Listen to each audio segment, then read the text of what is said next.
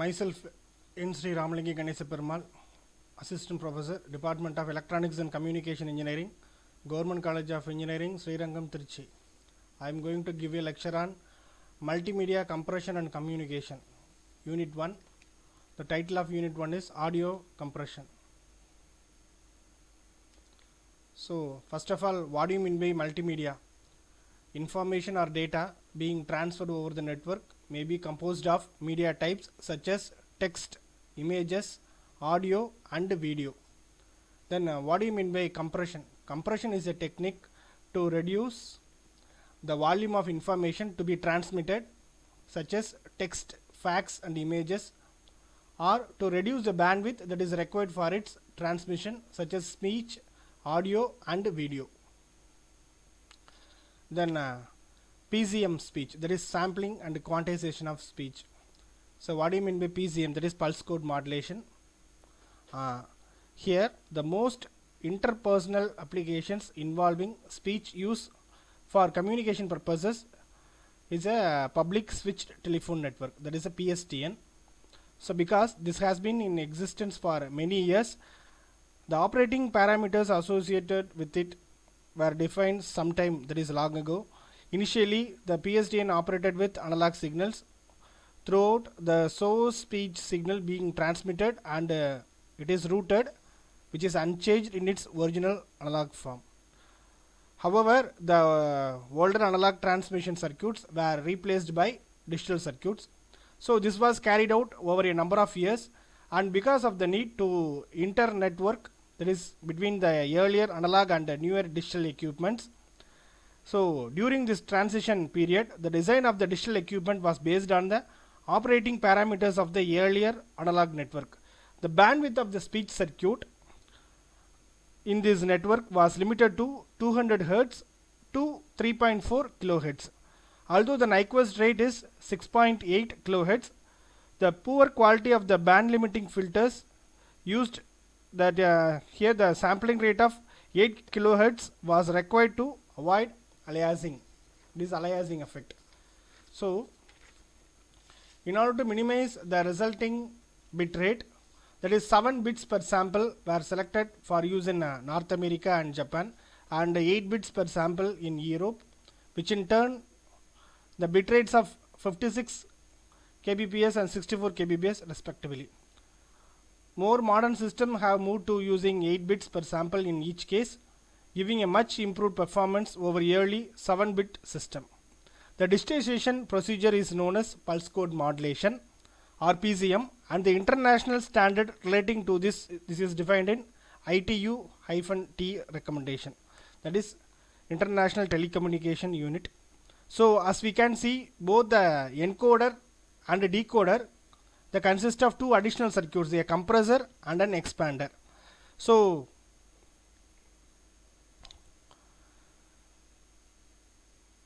here first the signal input is fed into the band limiting filter, then it is fed into the compressor, and then the compressed output is fed into the linear analog to digital converter circuit.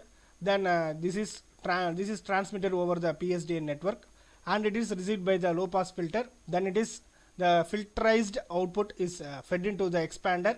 Then original analog signal can be fed up by the receiver. Okay. Here the effect of this is the noise level is the same for both low amplitude signals and high amplitude signal. That is, a low amplitude is a quiet signal and the high amplitude is a loud signal. Here the air, however, is more sensitive to noise on quiet signal than it is on the loud signal. So hence, to reduce the effect of quantization noise with just 8 bits per sample, so in a PCM system, the quantization intervals are made non-linear with the narrower intervals used for smaller amplitude signal than for larger signal. So this is achieved by means of the compressor circuit, and at the destination the reverse process is performed by the expander circuit. That's all about PCM speech. Then we are moving into the differential PCM, that is a pulse code modulation. Here the differential pulse code modulation is a derivative of the standard PCM. It uses the range of differences in amplitudes between the successive samples of the audio waveform, which is less than the range of the actual sample amplitudes. So hence the fewer bits to represent the different signals. So this is a principle of DPCM. So here the speech input signal is fed into the band limiting filter, and then it is the filterized output is fed into the ADC circuit. Then here the PCM and the DPCM methods are following in this block diagram. So here in this encoder, the previously digitized sample is held in the register. Then the DPCM signal is computed by subtracting the current contents from the new output by the ADC. The register value is then updated before transmission. But in the case of a decoder, here simply adds the previous register contents from the PCM with the DPCM. So here since the ADC will have noise, this will be added with the cumulative errors in the value of the registered signal. So what do you mean by adaptive differential PCM? Here the additional saving in bandwidth is possible by varying the number of bits used for the different signal depending on its amplitude. That is the fewer bits to encode the smaller difference in signals. So here they are following the international standard, that is ITU-T recommendation G721. Then this is based on the same principle as DPCM, except the higher 8 order predictor is used and the number of bits used to quantize each difference is varied. This can be either 6 bits, this will be producing 32 kbps. To obtain a better quality output than with the third order DPCM, we have to use the 5 bits producing 16 kbps if low bandwidth is more important. Then audio compression, it is in the ADPCM, subband encoder and decoder schematic. Here the principle of adaptive differential PCM varies with the number of bits used for the different signal depending on its amplitude. So then the second ADPCM standard, which is a derivative of G71, is defined in ITU-T recommendation. Then G722 is better sound quality, that is represented in G722 recommendation. This uses the subband coding, in which the input signal prior to the sampling is passed through two filters, one which passes only the signal frequencies in the range 50 Hz through to 3.5 kHz, and other only frequencies in the range 3.5 kHz through to 7 kHz. By doing this, the input signal is effectively divided into two separate equal bandwidth signals. The first known as the lower subband signal and second one is the upper subband signal. So each one is then sampled and encoded independently using ADPCM. The sampling rate of the upper subband signal, that is which is a 16 kbps, to allow for the presence of the higher frequency component in this subband. So the use of the two subbands has the advantage, that is different bit rates can be used for each of those transmitters. In general, the frequency components in the lower subband have a higher perceptual importance than those in the higher subband. For example, with a bit rate of 64 kbps, the lower subband is ADPCM encoded at 48 kbps and the upper subband at 16 kbps. So the two bit streams are then multiplexed together to produce the transmitted 64 kbps signal in such a way that the decoder and the receiver is able to divide them back again into two separate streams for decoding. Then is the adaptive predictive coding. Here the even higher levels of compression possible at higher levels of complexity. So this can be obtained by also making the predictor coefficients adaptive. In practice, the optimum set of predictor coefficients continuously vary since they are a function of characteristics of the audio signal being digitized. To exploit this property, the input speech signal is divided into fixed time segments, and for each segment the currently prevailing characteristics are determined. The optimum set of coefficients are then computed and these are used to predict more accurately the previous signal. So this type of compression can reduce the bandwidth requirements to 8 kbps while still obtaining an acceptable perceived quality. So then we move on to linear predictive coding, that is the LPC signal. So this one is the block diagram of LPC signal encoder and decoder. So here the speech input signal is fed into the digitizer, and that is this one is separated into two components. One is then fed into the waveform feature extraction, other one is fed into the vocal tract analysis. So here we received the voiced or unvoiced signal, then pitch and the loudness. These are the most important parameters we are going to discuss in later. Then in linear predictive coding involves the source simply the analyzing the audio waveform to determine a selection of the perceptual feature it contains. So what it contains, and with this type of coding, the perceptual features of an audio waveform are analyzed first, Then these are then quantized and sent, and the destination uses them together with a sound synthesizer to regenerate a sound that is perceptually comparable with the source and audio signal. So with this comparison technique, the speech can often, that is a sound which is in the high levels of compressions, can be achieved. So in terms of speech, the three features which determine the perception of the signal by the ear: one is a pitch, the second one is a period, the third one is a loudness. So what do you mean by pitch? This is closely related to the frequency of the signal. So this is important since the ear is more sensitive to signals in the range 2 to 5 kilohertz. So what do you mean by period? This is the duration of the signal. We already know about that. So then what do you mean by loudness? This is determined by the amount of energy in the signal. So the input speech waveform is first sampled and quantized at a defined rate. So then the block of digitized samples known as the segment is then analyzed to determine the various parameters of the speech that it contains. The output of the encoder is a string of frames, one for each segment. Each frame contains fields for pitch and loudness. The period determined by the sampling rate being used. The notification of whether the signal is voiced, that is generated through the vocal cords, or unvoiced, that is vocal cords are opened. So here the new set of computed model coefficients can be obtained. Then the next one is, we move on to code excited LPZ.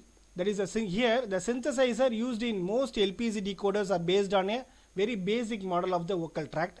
So these are intended for use with the applications in which the amount of bandwidth available is limited, but the perceived quality of the speech must be of acceptable standard for use in various multimedia applications. So in CELPZ model, instead of treating each digitized segment independently for encoding purpose, just a limited set of segments are used, so each known as a wave template. A pre-computed set of templates are held by the encoder and the decoder in what is known as the template codebook. So each of the individual digitized samples that make up a particular template in the codebook are differentially encoded. So all coders of this type have a delay associated with them, which is incurred while each block of the digitized samples is analyzed by the encoder and the speech is reconstructed at the decoder. So the combined delay value is known as the coder's processing delay. In addition, before the speech samples can be analyzed, it is necessary to buffer the block of samples. So here the time to accumulate the block of samples is known as the algorithmic delay.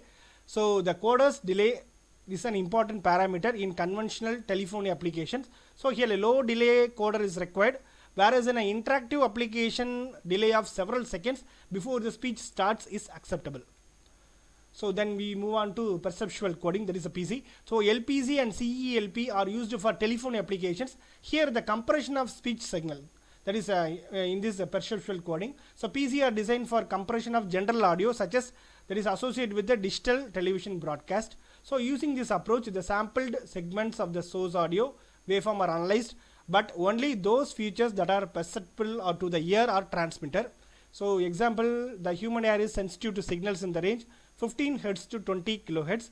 The level of the sensitivity to each signal is non-linear. So that is, the ear is more sensitive to some signals than others.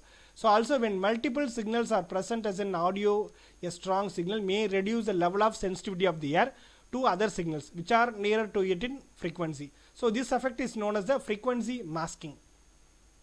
When the ear hears a loud sound, it takes a short but a finite time before it could hear a quieter, there is a quieter sound. This effect is known as the temporal masking. So in the sensitivity of the ear, the dynamic range of the ear is defined as the loudest sound it can hear to the quietest sound. So sensitivity of the ear varies with the frequency of the signal. So ear is more sensitive to signal in the range 2 to 5 kHz. We already know about that. So hence the signals in this band are the quietest, the ear is sensitive to. So here the vertical axis give all other signal amplitudes related to the signals, that is to 2 to 5 kHz. Signal A is above the hearing threshold and B is below the hearing threshold in this figure. So here the perceptual encoders have been designed for the compression of general audio such as that associated with the digital television broadcast. Then when an audio sound consists of multiple frequency signal is present, the sensitivity of the ear changes and varies with the relative amplitude of the signal. So here the signal B is larger than the signal A this causes the basic sensitivity curve of the air to be distorted in the region of signal B.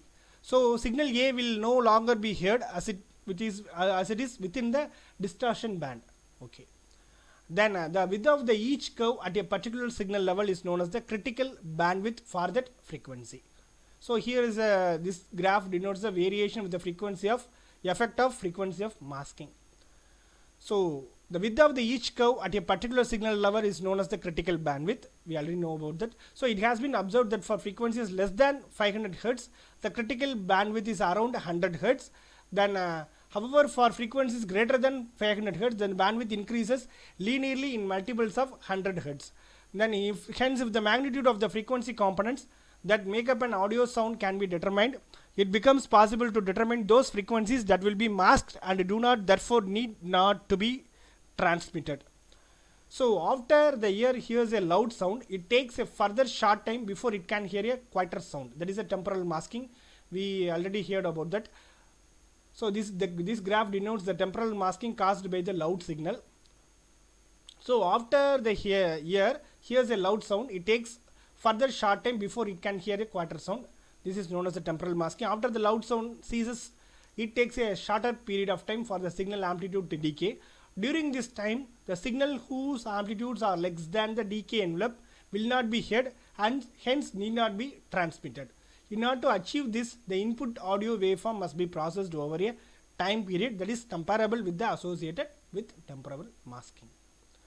So then we move on to the next topic, that is delta modulation. So it is otherwise known as the modified PCM.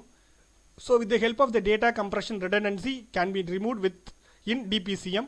The delta modulation is a 1-bit or 2-level version of DPCM scheme in which the different signal del T is encoded into just a single bit.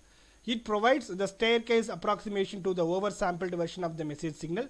So here then it is the difference between the input and the approximation is quantized into 2 levels, namely plus or minus del T. That is a small change in the level of time.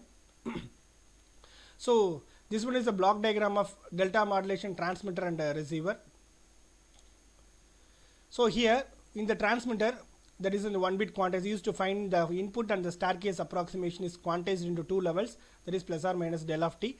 There are 2 cases. The first case denotes if the approximation falls below the input signal level, the quantizer input is plus delta and the quantizer output is 1, where step size is increased.